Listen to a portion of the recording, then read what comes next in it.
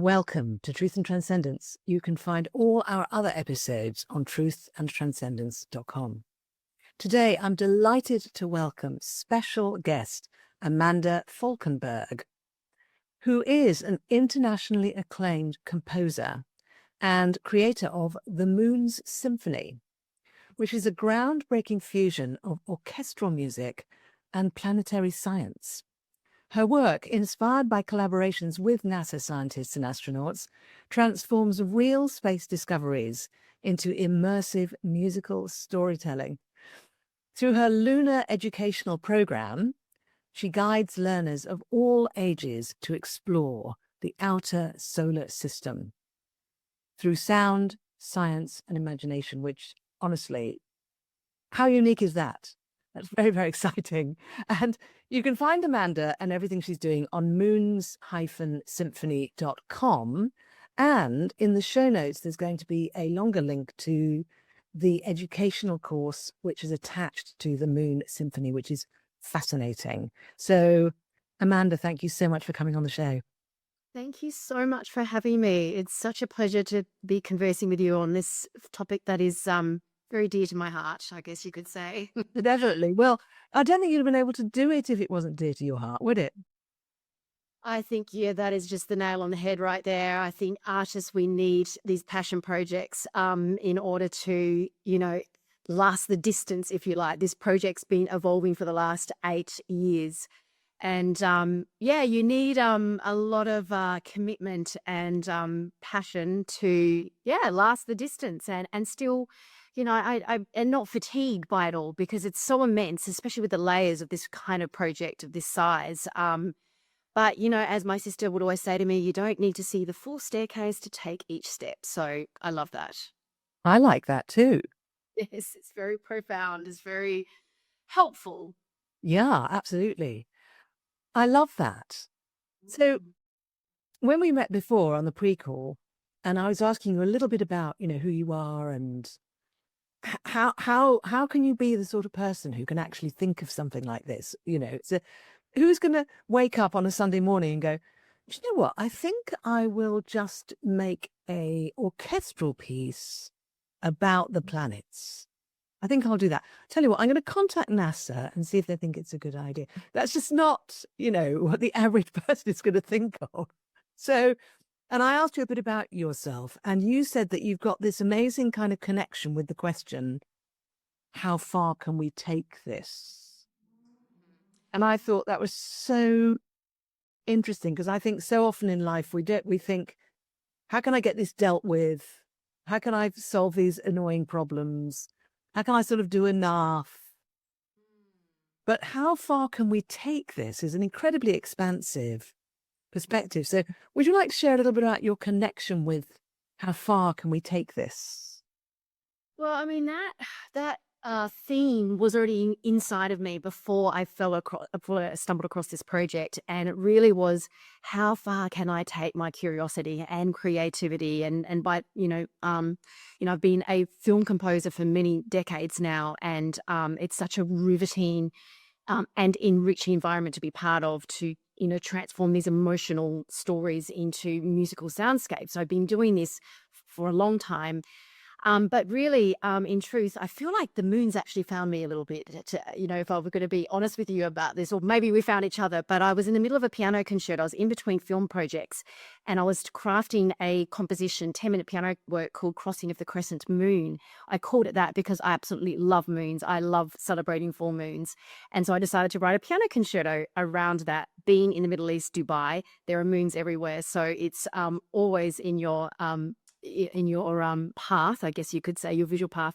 So I created this abstract piano concerto, and just before I finished, I thought I'd go and do some research on the symbolism and historic sort of background of moons. And I thought I had a cup of tea. I was just doing some research for 2 hours on my iPad, and then all of a sudden, there on my screen was a little article that said 10 of the weirdest moons of our solar system. and I had it in my hands and I went, oh my God, there are more moons I could be writing for out there. And these were really diverse. Like it was the aesthetics that really appealed to me. Like their terrains were really different. I'm like, oh my God. So just aesthetically, I was just sold on doing something to help amplify their worlds. And I didn't know about them. And I thought, gosh, here's my chance as a film composer to team up my craft with these moons that I stumbled across to amplify them so other people can learn about them. And it literally was like a lightning bolt, like lightning had gone through my system, and I literally was shaking going, oh my God, I can't wait to get started on this project. But the other really kind of strange moment that happened at the same time was when I saw them, I looked at them and I said, these moons need music. And then the very next thing that came into my system was, these moons need emotion. Now, they're pretty much the two ingredients that go hand in hand as a film composer. And I absolutely know the power of music. And I knew that I wanted to assign myself the role of being the director and the music composer of somehow bringing their worlds back to planet Earth through music. It seemed so simple to me at the time. And only the NASA element happened only about like 3 months after, or into my research phase, actually, when I was doing I was researching their worlds, and I was coming across a lot of scientific inaccuracies, and it was really bothering me. I'm a teacher, so I like things to be in order and anchored in accuracy. And so I was getting very frustrated by seeing what was on the internet available for information. And I remember saying to my husband, there's so much inconsistency. I'm like, I need to speak to a moon specialist. I didn't know they were called planetary scientists back then. So anyway, in my research, I found someone and I thought, who's this person? And I started Googling him. I'm like, oh, he's from NASA. And I thought, well, I'm just going to email him and tell him about my project. I had not even written any music at that point. And I described it as the black hole email. You write to them and you got this little box and you write your little, your story, your comment, whatever, and you just press send, and you honestly don't think they're going to ever get back to you. Well, 7 days later, I did get a reply, and part of my question was, would he be willing to have a Zoom to talk about the characteristics of one of the moons that I had shortlisted to feature in the symphony? And he agreed to have a Zoom with me, which was fantastic. And he happened to be the lead planetary scientist of the Europa Clipper mission that was just launched in 2024, NASA's billion-dollar mission to a moon of Jupiter, Europa, which they believe could hold the second genesis of life. So it's a pretty compelling mission. I know, I just get goosebumps even saying that.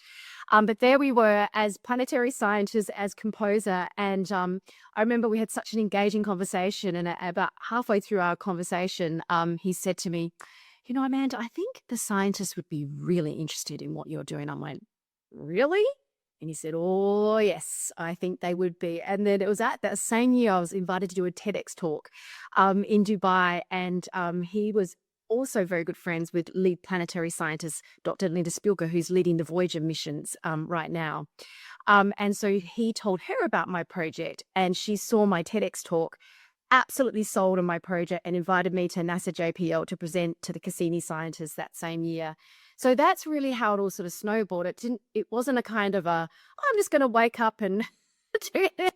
It was also serendipitous is probably a good word to use, and very synergistic the way all these steps unfolded.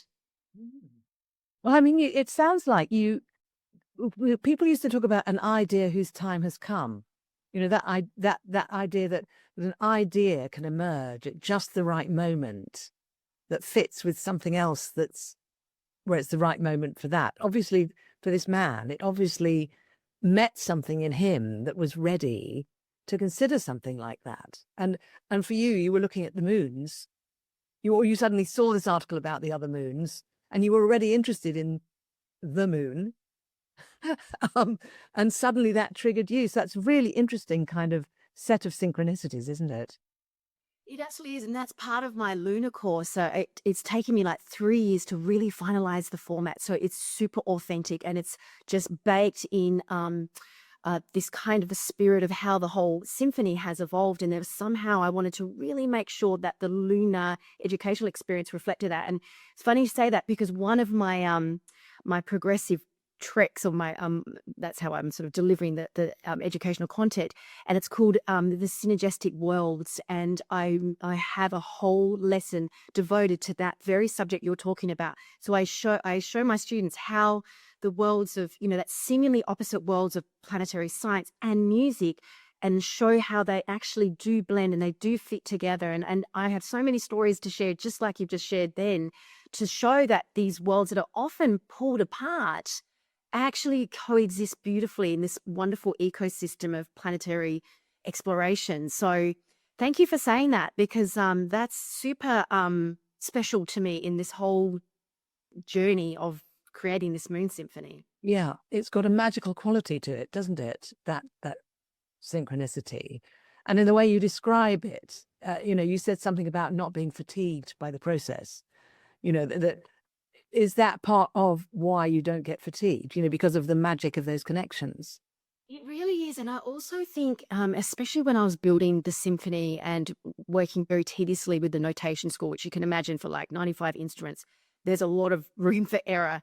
And I remember when I was becoming fatigued by that just process by itself, I would sit in my studio, I would literally just take a break and think about, because it was at the same time the Europa Clipper spacecraft was being built as I was building the symphony. So we sort of grew up together, if you like, in terms of our projects. And so when it was at a critical phase in its development, so was I in the symphonic development. And so I was listening to a lot of where the scientists were at with, it's time for building the hardware. It's all this kind of thing. And I was building my hardware and the symphony, and I would think, and I would rest my mind on the fact that there was this massive team around this spacecraft, and they were putting the nuts and bolts together of this spacecraft. And I just decided to rest my story in exactly the same analogy. I was putting the musical notes, the nuts and bolts, into my symphonic spaceflight, I like to call it, my symphonic spaceship. And that, for some strange reason, I took comfort in. And so when it was over, it was becoming overwhelming. I just sat with that story, and there was this level of comfort that would just sort of shroud the otherwise confronting picture ahead, or and that was a very real experience for me, just going, if they can do it, I can do it as well. And you kind of find strength in those analogies. Mm.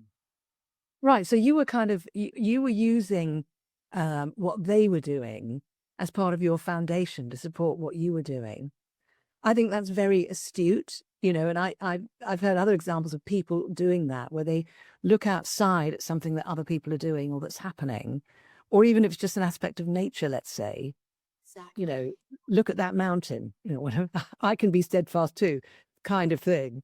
And it's a very interesting aspect of our creative process, isn't it? The capacity to think of that and then to do it.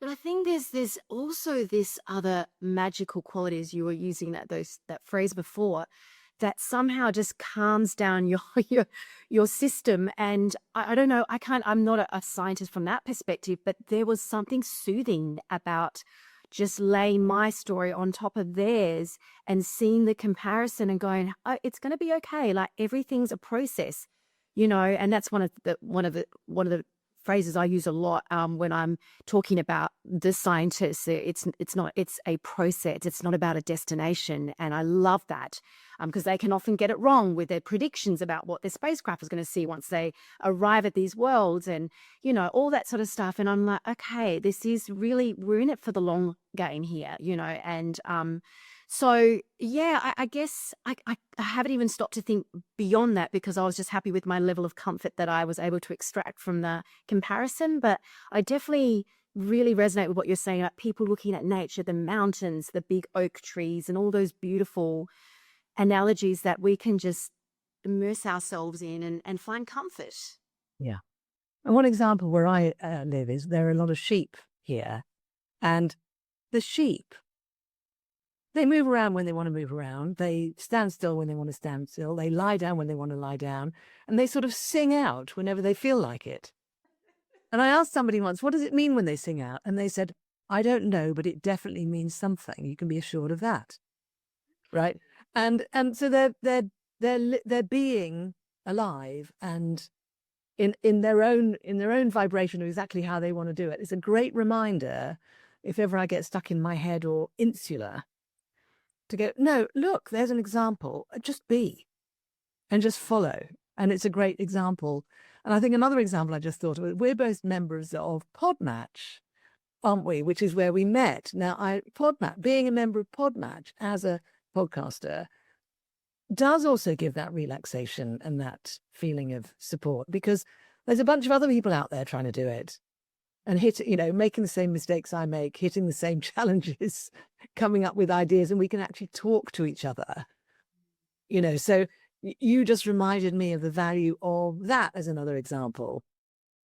And there's that, we can even go further and say that sense of community, because I think the more we become in this technologically driven world, the isolation seems to becoming more apparent every year. And I feel like, are we going to go back to that renaissance of the true meaning of, community and that spirit of connectivity with each other? And I feel like your example just there with the podcast match and my sort of analogy with the planetary scientists and then building of these spacecrafts and these missions, I think, I feel like that theme is trying to come through in our own sort of worlds in its own way.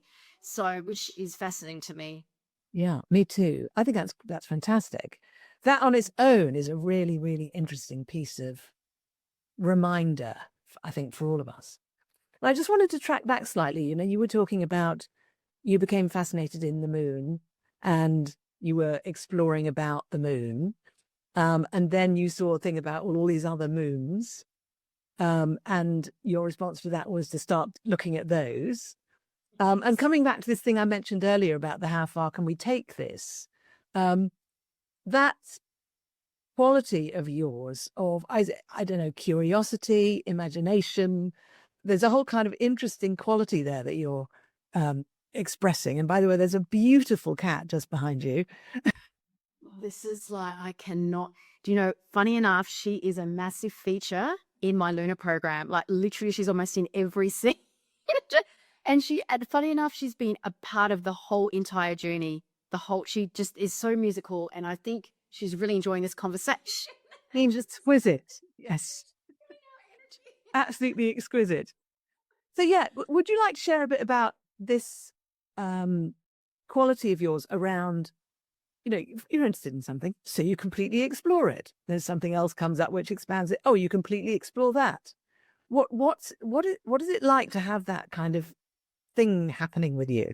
Yeah, I think, what I feel it's come from a lot of hard work. And I think we have to make mention of it. And I don't think I talk about it enough, actually, Catherine.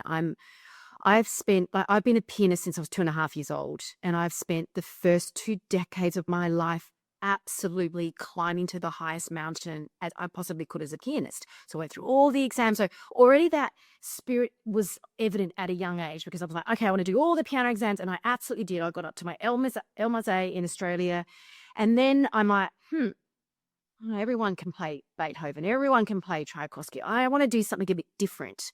That's when I started leaning into the composing. I wanted to start, creating my own music. I was curious about that because that's something that not everyone can do.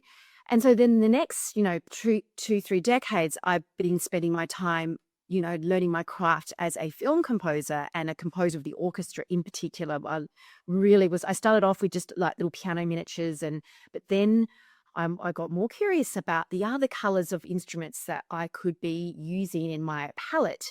And so one thing led to another. And before I knew, I was absolutely at home writing for the symphonic orchestra, which is just my absolute happy place.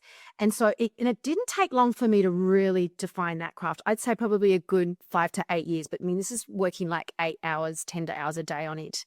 And so this is no formal training, by the way. I did not go to a composition school. This is all self-taught.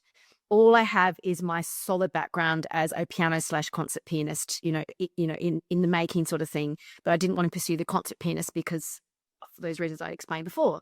So I decided to open the door of composition, and I loved looking at them. I studied in ballet studios and I was composing music for the dancers, and that was just like the natural movement. And then that led to film, which is of course ballet on screen.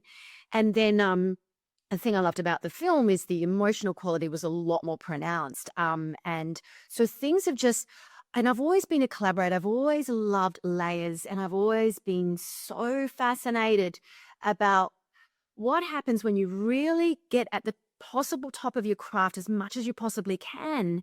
And then you're at a place where you've got this level of comfort that you know how to access the sounds and so you go after a new story. And for me, it was these moons. And then you knew how to access these palettes really fast. And so you could put the research, put your skills as a film composer, put your mind to it, your love, your passion, your emotion, and just put them in this one big, beautiful organic soup and see what comes out of it. Like, that's literally how my brain functions. But I would not be that confident if I had not.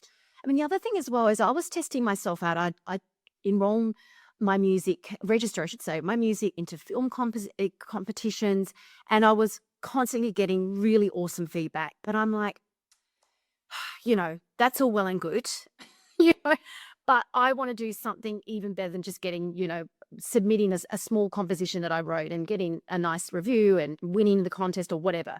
I wanted to do something more than that, like something far more impactful that other people could truly, experience. And so that's why I was like, yeah, it was all well and good to get these awards, but surely there's something more than just that.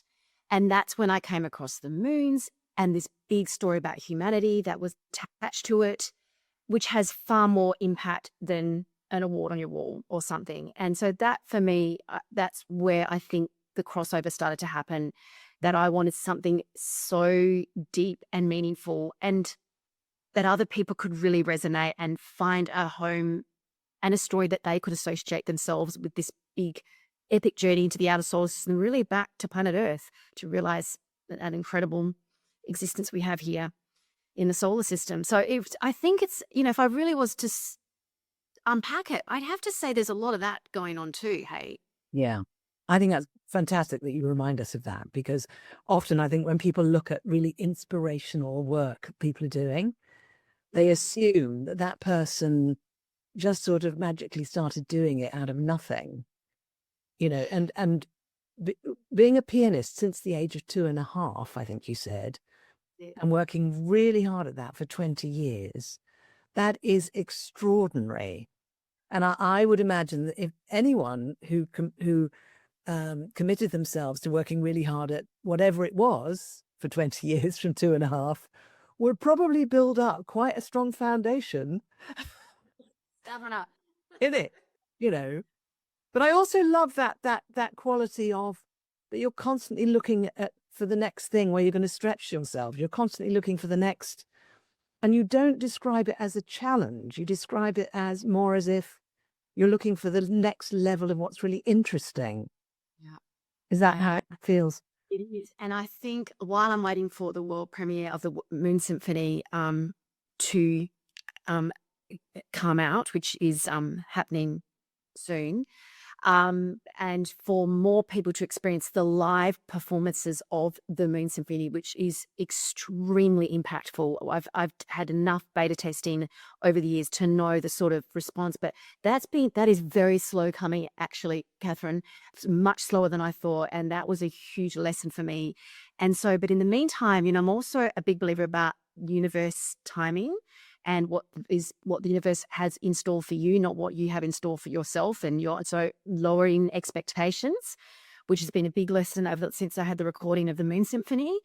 But I have quickly realized that this LUNAR program that is absolutely, in connection with the Moon Symphony is feeling so nourishing to me in terms of the sort of feedback I'm getting from early beta testers in that. And now, whilst I'm waiting for the Moon Symphony to have its live performances, this massive project, which honestly feels like 7 symphonies on top of one symphony already, which is the 7 modules that I'm creating for the online course. But I really feel that is the next massive journey in this project as it evolves. And so that it can reach more people. And not only that, what is happening is that through this online education program, LUNAR, they are really experiencing the true scientific core of every genesis of idea and the way I unpack it. And it's all built around cinematic videos and symphonic scores. And it's quite unique. And I'm pretty sure there's nothing on planet Earth that can resemble something like this. There was science is literally baked into the symphony.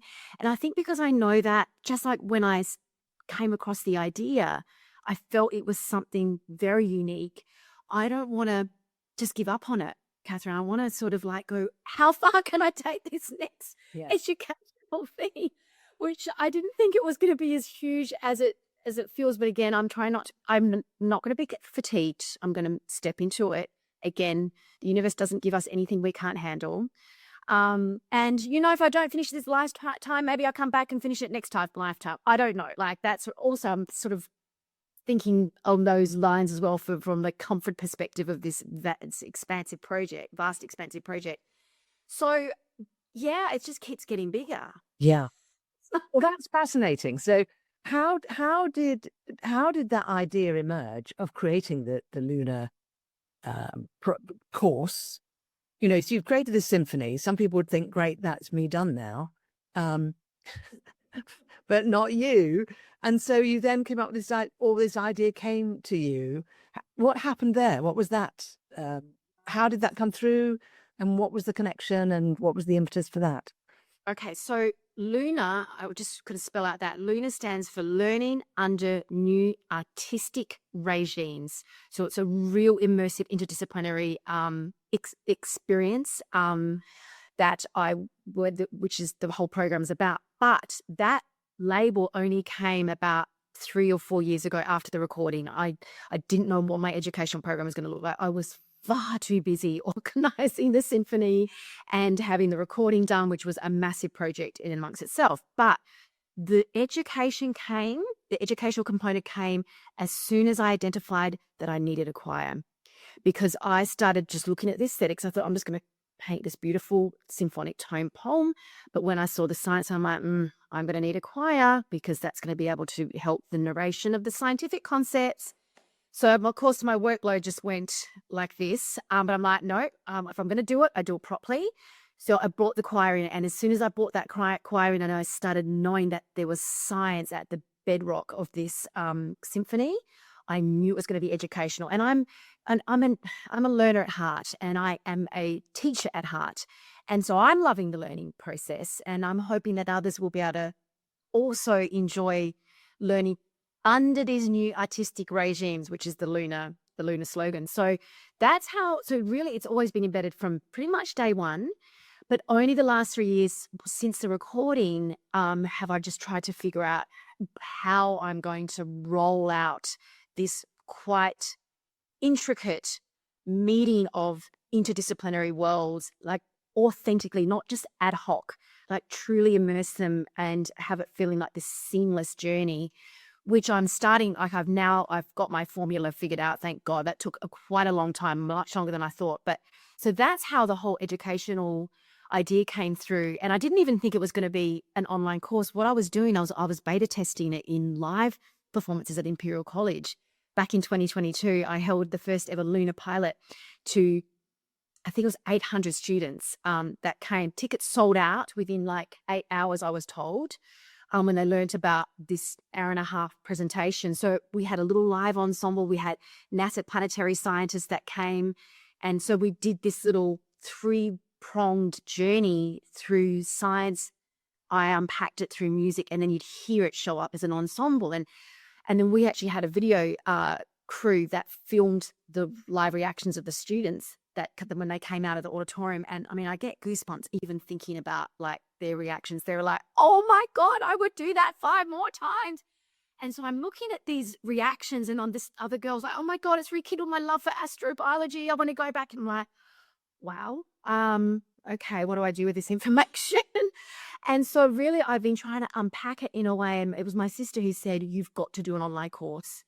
And so that's how I've been trying to pivot away from the live events so that it can be brought into the lounge rooms of like the homeschooling community. And, and we are sort of pivoting more that way with, I hate to say it, but like bullying these days and just how the world is turning. And also just people love to travel and take their kids around the world and homeschool them around the world. So I'm going to be curious, Catherine, to see if it will land in those sort of like environments, those avatars. But that's what's sort of driving my desire to keep rolling this out, to sort of see if it will find a home and land in the lounge rooms of, lifelong learners. There's a lot of adults that have shown interest in the legacy of those missions that are promoted in the symphony, like the Voyager missions and the Apollo missions. And so it's a sense of nostalgia I'm finding for them, which was, I guess it shouldn't be surprising, but it has been. So it's and I feel like, well, if there is a way to make a bit of a difference, and people have also commented about how life changing, it's, I can't, the amount of times I've been told this, I'm like, what do I do with this information? How else can I make it more, special for them, this journey and this experience is the word I like to use. So I'm just super curious. And as tricky as it is trying to put all these elements together, I'm just simply not going to give up without trying and just, seeing if there is a home on planet Earth for something like this. Well, it sounds to me as if it energetically already exists, and that you're in the process of bringing it into the physical reality. That's how it feels listening to you. Yes. Then there's all this marketing world, which is so foreign to me, that you have to also be savvy about. And that's where you need to start building the team. And so that's where I'm at right now, is just getting sort of just a team around you to help you, focus on the IP of your idea and have these other people come around and support the other logistics of the vision, if you like. That's the tricky part right now. Fantastic. So is the course designed? It is. I'm just about to launch I actually have a little pre-course I call Gateway to Lunar, and it's like an hour sort of an introduction to the lunar philosophy, if you like. And that's been really well received, and it's so that's ready to launch. And then my first full module, which is like a 4-trek adventure, which spans over about a month, so a week a trek. I'm almost ready to launch that. I'd say probably end of February, March, which will be super interesting to sort of see, how that all manifests. But it's definitely in the making, and there'll be 6 other modules that I'll produce after the first module's released. How exciting! Well, I think it's absolutely amazing. So you say, lifelong learners, students, people who are fascinated by the symphony itself. So you could end up, and you're saying you're very curious to find out who's going to be drawn to this. And will they get a bit of an insight with you kind of sharing a bit about your process as part of the course? Yeah, 100%. That's a lot of what I unpack, is the overlaps of how the science directly influenced the score. And it's called my Synergy of Worlds lesson. And where and basically each trek is designed like you are climbing to the summit of a mountain. So I start with the science, and then I gently drip feed them, we start with a mission briefing actually, and then we go into the science odyssey, then we go into the poetry tour, and they will only just hear the pure voices of the choir alone in Abbey Road studio. And so they just introduce slowly to the lyrics, and then they hear only the orchestral soundtrack. And then the summit is where all of these elements converge, which is really exciting. So they hear the full expressive moment of their trek. So that's how I've just sort of designed it, so it's progressive and immersive. Amazing. Because of course it's not really possible to convey, to tell somebody about one's own creative process fully, because your creative process actually is your entire life, isn't it?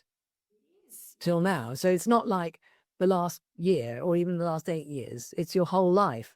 But it sounds like you've actually built a container within which someone can get some of the flavor of that, some of the experience of that, And hopefully that then resonates within them with their own creative process. Gosh, you should be my marketing director. That was beautifully said.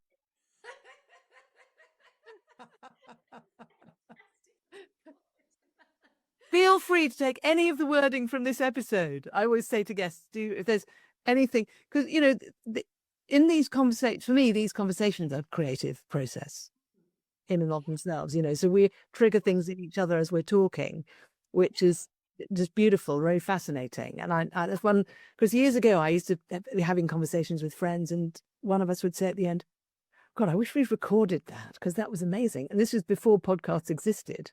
Oh my gosh. And then years later, I suddenly thought, oh my God, I'm actually doing that now. Are doing that. Oh, this So- is so fantastic. Yes. So it just goes, Going for a walk with your dog, we wouldn't have a means to record necessarily back then. So, but this is it. This is your vision manifesting back then. exactly. Fascinating, really. It's a fascinating thing. And I just want to highlight again a couple of things that you've said that I think sometimes we might prefer not to think about. One being that 20 years of foundational work, very, very important, that you absolutely wanted to do that and you did it diligently. Another one, which you've really illustrated so beautifully, is this thing of, okay, you reach a certain level and then what's next? Where further? Not because you think you have to, but because you are drawn to do that. You are inspired to do that. You're enthusiastic to do that. And that's a beautiful piece there that I wanted to highlight, because I think that experience, and I just want to, say to the listeners, watch out for those moments where you've got that feeling of inspiration of, great, this is really strong. Where could I take it next? Notice those and follow them, rather than just ignore them.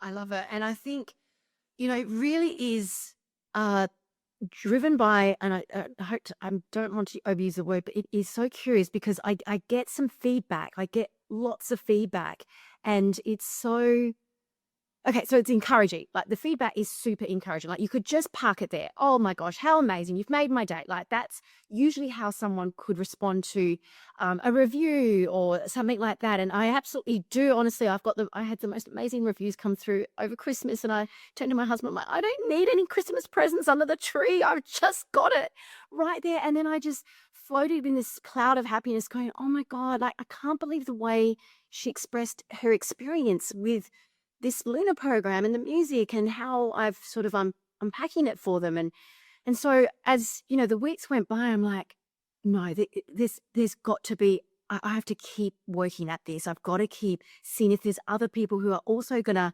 light up. And, this one particular person, I will share this with you actually, who I've invited into the pilot phase of the program. She just lost her son last year. And she's been following the Moons Symphony forever. And I didn't know this at the time. And when I sort of reached out to her and said, hey, would you like to experience the course, in its beta phase? And she just wasn't in the position to do that while she was dealing with her grief. And then eventually when the time felt right for her, she came into the program. But for me, it was this double purpose of, she said to me, it is a healing mechanism for me right now. And I'm like, what more could you honestly ask as an artist if someone is coming back to you with that type of, level of impact, not just, oh, wow, what am I learning? Wow, this is so cool. Oh, I love this music. It is just, and that's the soul level kind of connection is really what I'm invested in. And I have so many of those people making these comments that I don't want to stop, Catherine. I just got to keep going. And, because it's not often you get that. You can't always expect that with your art, hey? You just can't. It's not a given ever. So you just don't want to throw it out too soon. And you just want to keep going with it. Yeah, amazing. And I think it's fantastic you've got the course, because it means that people can admire your work, right? Fantastic. And which is fantastic. But also now they can learn from you and expand their own connection with some of these things. And as you say, this woman had a healing experience, which is just beautiful, as you say. So I think it's great what you're doing. Really, really good. And thank you so much for sharing about it and sharing about your process. It's just amazing. I mean, I'm going to just ask you something. You know, there's um, you're doing what you're doing, which is, you could say, a form of leadership. You know, what you're doing is you're expressing something and you're allowing people to learn from that and to learn from your approach. But you're also embodying something, which to me, I think part of art is a form of leadership in the sense that it's embodying something for people to respond to in their lives, and, you know, and to inform people, and that can then affect. And we've got so many examples of this in our cultures, haven't we, where art has been a form of leadership. But there are all sorts of people out there with all different forms of leadership. You know, we've got business leaders, spiritual leaders, community leaders, parents, you know, all of these people. Some of these people like to tune into the show.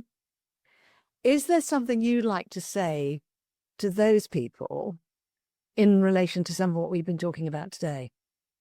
Oh, the world just can't have enough leadership, I feel, especially, you know, in a world that most people want to, you know, retract from these days. And, you know, to have leaders that literally have to step in and lean into, face, you know, troubleshooting problems, or, you know, putting an arm around someone and trying to find the words to console them. Or I just think we just can't get enough of those brave souls out there who are willing to, you know, step in and you know, with authenticity, and you know, be the light that you want in the world, and also just, you know, I think there's just, I find so many leaders so inspiring. In fact, I remember even the planetary Linda Spilko I was talking about. I remember looking at her stepping up in front of these big science congresses, and I turned to her and I said, "Linda, you're so incredible at what you do." And I was just so new at the